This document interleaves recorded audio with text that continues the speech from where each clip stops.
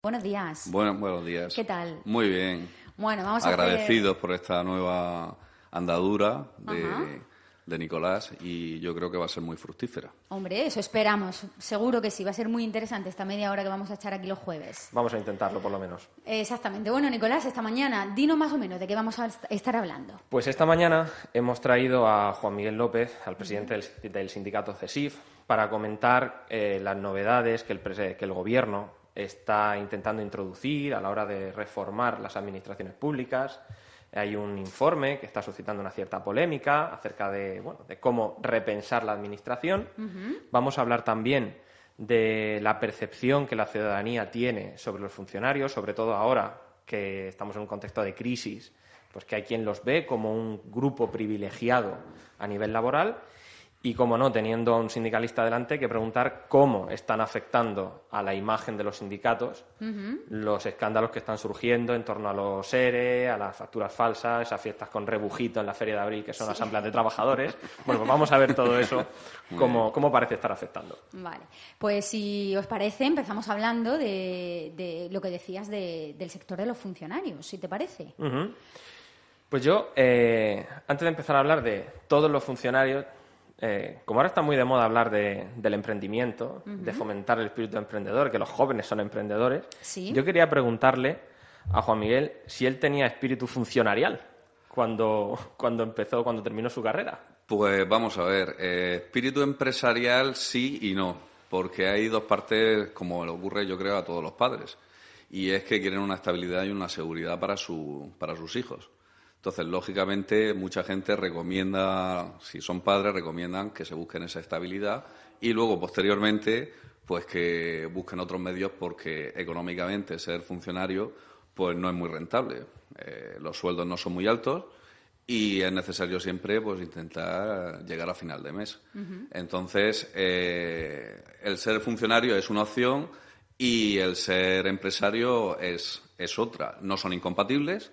Pero sí, lógicamente, para ser funcionario en esta administración y en todas las de este Estado, a raíz de la Constitución española, se necesita uno presentarse en unas oposiciones dando garantía para que todo el mundo, que sean libres, que todo el mundo se puedan presentar con publicidad, con igualdad, con mérito, con capacidad. Y además, para que entren los mejores dentro de todos los ciudadanos españoles, con tener 18 años.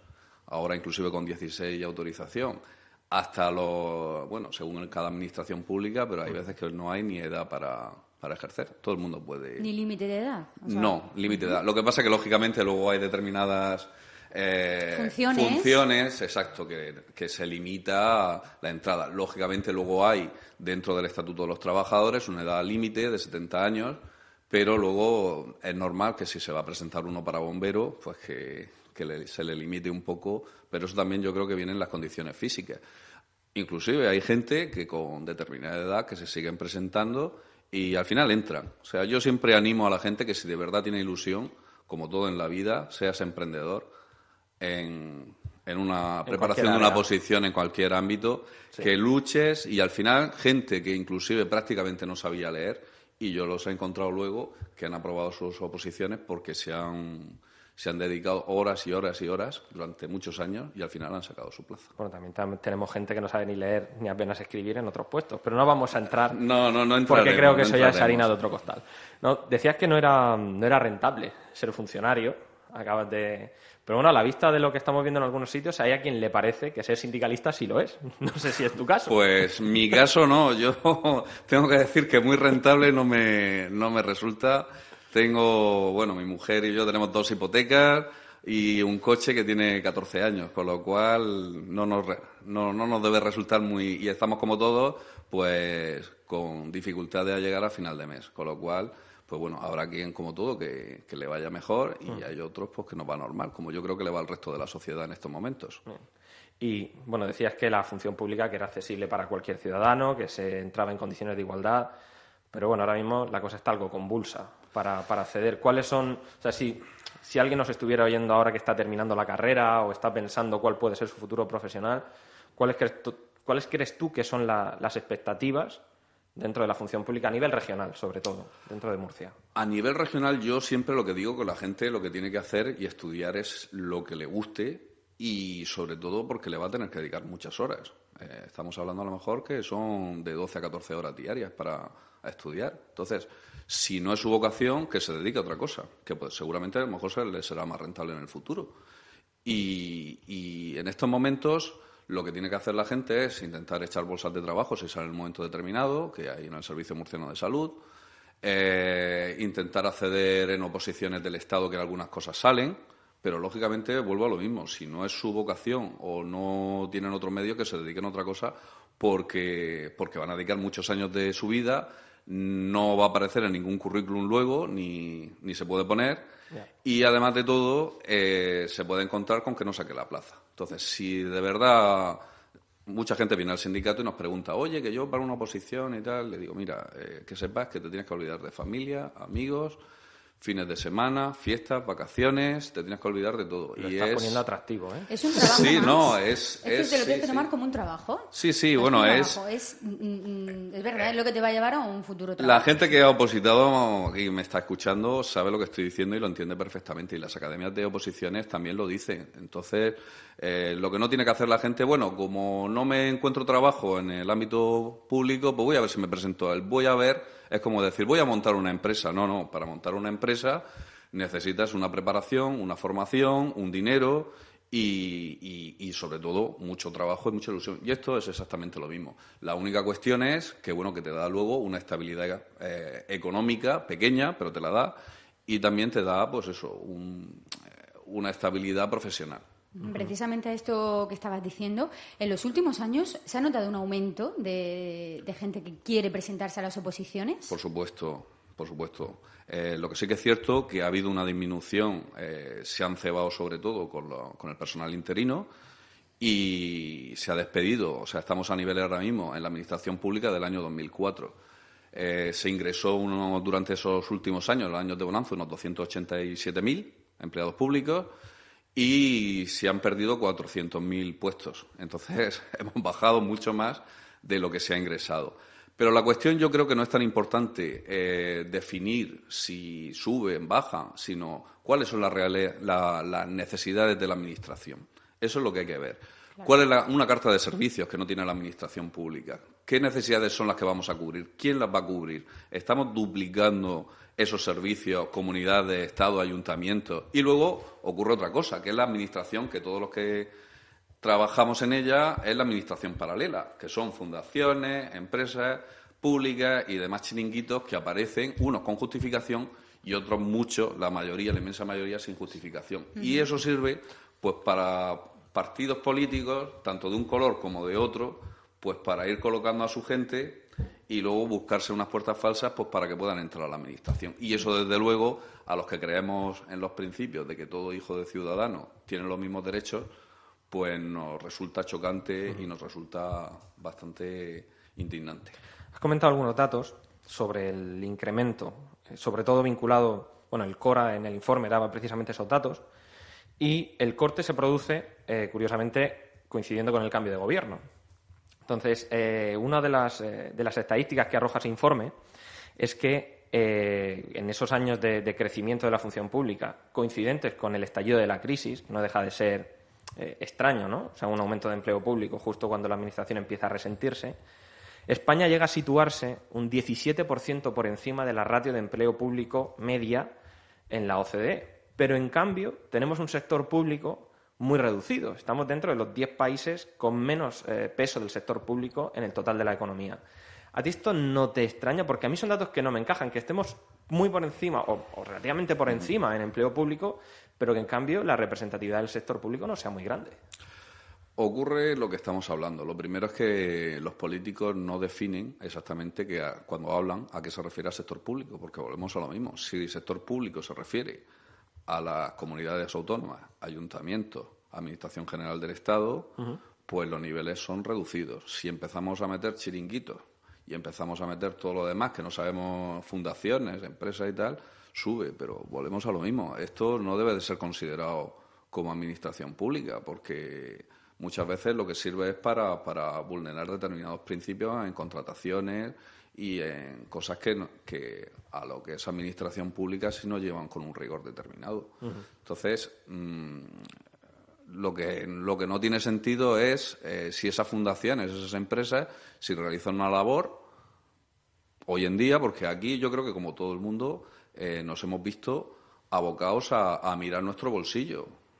El que no, pues ha dicho, pues mira, pues a lo mejor debo de dejar de contratar X servicio en mi casa que antes lo contrataba, de televisión, de cualquier cosa, de gimnasio, cualquier... Sí, que antes los externalizaba y ahora los tengo que... Antes iba al gimnasio, o la tengo que señora salir de a correr, limpieza, que antes ejemplo. venía a tu casa y ahora dices, pues mira, pues la tengo que limpiar yo, porque si se ha reducido uno de los salarios. Y volvemos a lo mismo. Nosotros como sindicato somos un sindicato negociador, somos un sindicato independiente, y siempre le hemos pedido aquí, en esta administración regional, lo que pasa es que no nos han hecho caso, un análisis de costes. Antes de contratar cualquier servicio con cualquier empresa externa, realizar un análisis de costes, si eso lo podría realizar la administración, y sobre todo de qué manera se puede incentivar al empleado público para que realice esos servicios. No sé si va a ser más barato o no va a ser más barato. Si es simplemente estudiarlo, las cosas previamente, antes de contratarlas. ¿Y los asesores? Esa figura tan Esa es etérea, otra. tan poco definida. Se habla en esta reforma de la necesidad de mantener un núcleo de personal de confianza, que todos entendemos que no está de más tener siempre que no sea excesivo, y conjugarlo con criterios de una capacitación profesional, de una experiencia previa. Pero ¿verdaderamente eso se puede articular o aquí vamos a lo mismo? Hacer una legislación en ese sentido, pero que siempre tendrá una puerta de atrás por la que seguir abultando. Volvemos a lo mismo. Cada partido político que llega, de alguna manera, pues quiere colocar a su gente o cercana o... Entonces se crea una figura ahí que nosotros lo primero que hemos definido es que tiene que decir la Administración cuántos son. Y hemos pedido que lo mismo que se ha hecho en los sindicatos, que por cierto la Administración regional le hemos solicitado que nos dé el número de liberados sindicales y no quiere darnos, a pesar de que hay una ley que dice que debe ser pública, hay un registro público. Y están diciéndonos que si no tienen soporte informático. Ha dicho, no, o sea, a nosotros nos da igual el soporte. Lo que queremos es saber quiénes son, dónde están. Pues eso mismo pasa con los asesores. Nosotros, como sindicato, estamos pidiendo que se haga un registro público de asesores. Que la gente, volvemos a lo mismo. Lo mejor que tiene que tener el ciudadano para su administración es transparencia. Saber dónde va su dinero, quién lo gasta, dónde lo gasta. Independientemente del partido político que sea, porque al final partidos políticos, sindicatos, asociaciones empresariales, lo que tienen que dar es servicio a la sociedad y un servicio que le cueste lo menos posible al bolsillo del ciudadano y al bolsillo del empresario. Lo que no se pueden crear son figuras artificiales que luego ni siquiera trabajen o lleven un mismo control. Lo digo, por ejemplo, una cosa. Los empleados públicos, pues tenemos, pues si nos ponemos enfermos, lógicamente, pues como cualquier trabajador, pues tiene que declararlo, ir a su médico y tal. Pues, no pasa lo mismo con los políticos. Si se pone enfermo, un régimen más o un laxo. asesor más laxo, Sí, más laxo. sí. ¿Qué pasa con los asesores? Pues volvemos a lo mismo. Lo que hay que poner las cosas encima de la mesa, es decir, ¿cuántos asesores hay? ¿Cuántos son necesarios? ¿Para qué son necesarios? Y eso ocurre lo mismo con subvenciones de sindicatos, con subvenciones de partidos políticos, con subvenciones empresariales. Es la misma situación. Vamos a entrar ahora ahí porque, de hecho, has hablado de la petición a la comunidad autónoma de que haga público los datos de liberados sindicales. ¿Cuántos liberados tiene el CESIF? En proporción con el resto de sindicatos es... Aquí se habla más que de liberados, se habla de horas sindicales, porque Horas sindicales. dentro de la porque puede ser que un delegado sindical comparta sus horas con un compañero que va en la lista, o puede ser que no las coja ni siquiera enteras, que hay mucha gente que parece que habla de los delegados sindicales, pero no utilice las horas enteras.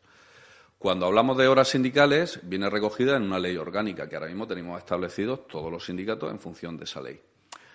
Dentro de aquí, de la comunidad autónoma, en el Estado hace un año se estableció que había un registro público y que todas las organizaciones sindicales debían de regularizar su situación en función de esos ajustes y determinarlo para que fuera público. Nosotros como sindicato siempre lo hemos pedido. ¿Para qué? Pues para que el compañero que está trabajando, pues si se va a fulanito que dice que es del sindicato, si se sepa, se va con horas sindicales o es que no va a ir a trabajar. Entonces, lo que queremos, volvemos a lo mismo. Sí, transparencia.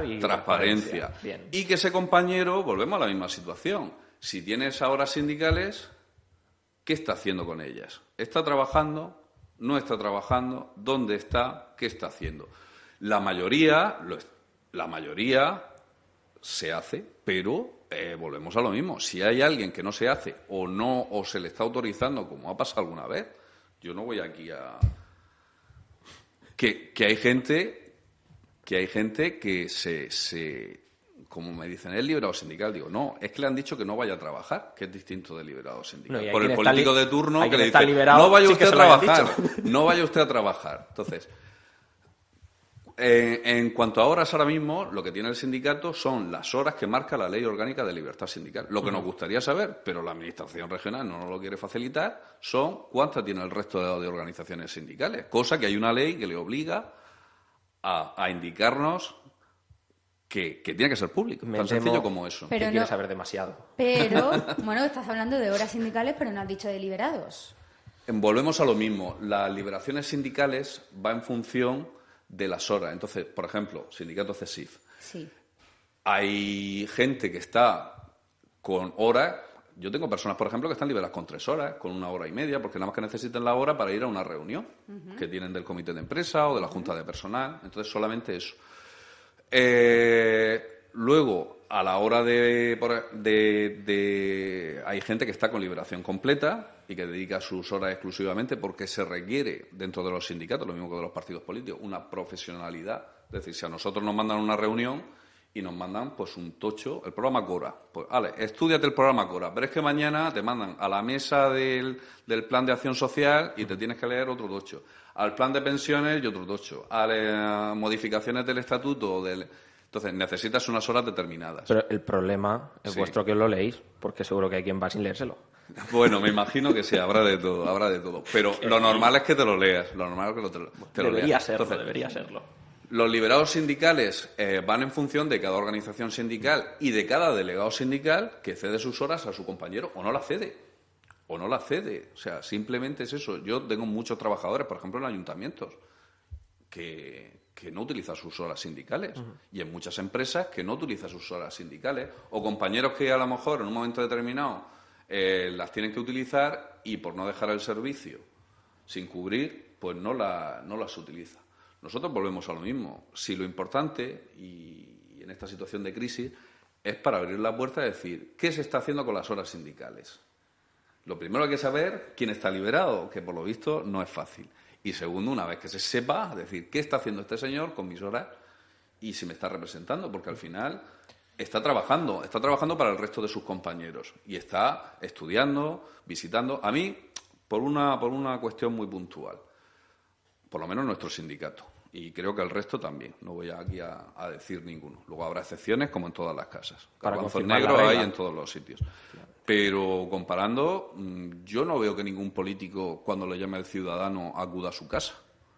Y aquí en las organizaciones sindicales nos llaman, aparte de llamarnos a cualquier hora del día. Afortunadamente, porque si algunos vinieran a hacer la visita, no me imagino a Montoro entrando por la puerta de mi casa. Pues yo te digo que como presidente regional del sindicato sí lo hago. Y me consta que compañeros de otras organizaciones sindicales también lo hacen. Y vamos visitando centros y cuando hay un compañero, o sea, yo creo que son las horas, por lo menos, más cercanas al trabajador y al ciudadano que se está empleando en estos momentos digamos, como servicio público, porque es que en cualquier hora, en cualquier centro, y nos dicen, oye, mira, que tengo un problema, pues a lo mejor no lo puedes solucionar hoy, pero vas mañana. Yo comentaba al principio, cuando hemos empezado a hablar de los liberados sindicales, que había un descontento, que hay una percepción negativa sobre los sindicatos, ¿no? Ayer se lanzaron en redes sociales que ibas a venir a visitarnos hoy y ha habido gente que ha dejado algunas preguntas que van en línea con ese descontento, ¿no? La primera la hacía Benjamín, que nos decía que ¿cuándo van a dejar los sindicatos de percibir dinero del Estado? Volvemos a lo mismo. Las organizaciones sindicales, la mía yo en concreto, no tengo ningún problema. Aquí en la comunidad autónoma no recibimos subvención de la comunidad autónoma, cosa que no puedo decir de otras organizaciones. Ya salía 1 millón de euros que le iban a dar a... nosotros no recibimos, y en concreto de subvenciones del SEF, en concreto nos dieron el año pasado 40.000 euros. Puedo decir que dentro de la relación de esas subvenciones pues hay peluquerías, autoescuelas y tal que reciben muchísimo más que recibe la organización sindical. Y vuelvo a decir lo mismo, yo no me quejo, me parece bien, y es más, aquí a nivel de Murcia nosotros siempre hemos dicho que lo que tendrían que hacer es retirarlas. O sea, saben que... y dedicarlas a centros de formación profesional y gastar ese dinero en centros de formación profesional o inclusive en un momento determinado, pues, contratación de parados. Yo lo digo claramente y además... Suena novedoso, ¿no? Oír una postura hombre, yo así sé del que no sindicato. gusta y además determinadas organizaciones sindicales lo que sí digo... gusta, dependiendo de dónde se diga. Ya, y a determinadas organizaciones sindicales que, por contra, a lo mejor han recibido 6 millones de euros al año en este tipo de subvenciones, pues no gusta lo que yo digo. Pero una vez dicho eso... Lo que sí que es cierto que las organizaciones sindicales, lo mismo que las políticas, primero que están recogidas por la Constitución, necesitan fuentes de financiación. Y las fuentes de financiación, hoy en día, tal y como está establecido por los partidos políticos, lo mismo que hay en otros países, que es obligatoria la sindicación, en España no lo permite. Y, lógicamente, las organizaciones sindicales, volvemos a lo mismo. Cuando a mí me dicen, tienes que visitar a fulanito en tal sitio, eso tiene un coste económico. Yeah. Cuando hay un servicio jurídico hay un coste económico. Lo que se debería plantear, y yo vuelvo a decir lo mismo, hablar las cosas con transparencia y con realidad, lo mismo que los partidos políticos. Hay que cubrir un servicio esencial en la sociedad y, por lo tanto, pues, pero con transparencia. Es decir, no, mire, señores, si para el sindicato o para el partido político fulano ustedes necesitan estos servicios y, además, si se tiene que aprobar en el Parlamento, en la Asamblea, por los ciudadanos, lo que sea, se necesita tanto dinero. Y esto es lo que se va a requerir para lo que ustedes van a necesitar. Entonces, cuando se crea todo esto de subvenciones a través de subvenciones, pasa lo que está pasando y ocurre lo que está ocurriendo en otras comunidades autónomas. Que entonces, luego, además, hay gente que no solamente no la utiliza correctamente, sino que las utiliza pues de manera fraudulenta. Entonces, el sindicato se financia, CESIF se financia principalmente a través de cuotas de afiliados. ¿Es su fuente principal de financiación? Yo lo digo claramente. Nuestro sindicato hace poco salió al gobierno con una ley que a nosotros nos parece estupenda y que precisamente lo que dijo es que tenía que haber transparencia en las cuentas de los sindicatos. Nuestro sindicato dijo, y además nosotros llevamos con una auditoría para adaptar todo esto a los temas contables más de hace 1 año y medio, además muy exigente, muy exigente, y cosa que otros sindicatos pues dijeron que no les parecía bien, que eran sus cuentas, cosa además de los que están ahora investigándose por los jueces. Entonces, volvemos a lo mismo. Yo creo que hay que quitarse un poco los miedos y las capas y simplemente volver a ofrecer transparencia, que es lo que los ciudadanos han percibido de sindicatos, organizaciones empresariales, partidos políticos, es decir, ocultar las cosas. Sí, yo creo que somos maduros todos como democracia y podemos hablar las cosas, que para eso estamos en un país democrático. Entonces no tenemos que esperar que ningún diario regional abra con una fiesta del CESIF en una barraca en las próximas fiestas de primavera, con cargo a ningún curso de formación, ¿no? No, yo espero que no, espero que no. Será buena señal. Volvemos a lo mismo. Yo, aquí en Murcia, que es la parte que yo trabajo y conozco, y nosotros conseguimos que una de las subvenciones, en concreto que había en Murcia, que se daban por parte de la comunidad autónoma, y además lo pedíamos, si la Administración ahora mismo está echando interinos, porque resulta que dice que no tiene trabajo, pero luego está subcontratando esos servicios con otras empresas, pues en vez de echar interinos, pues que utilice el personal propio. O sea, es que es tan sencillo como eso. Ahí tengo precisamente, porque has tocado un tema y hay 2 preguntas relacionadas justo con ese aspecto, con el tema de los interinos, etcétera. Nacho nos preguntaba que qué han estado haciendo durante los últimos 5 años como sindicato para defender a este colectivo frente a los recortes o las medidas del gobierno regional, y también nos preguntaba Juan Francisco que, en concreto, qué están haciendo para proteger a los interinos de la Universidad de Murcia y de la comunidad autónoma. Muy bien.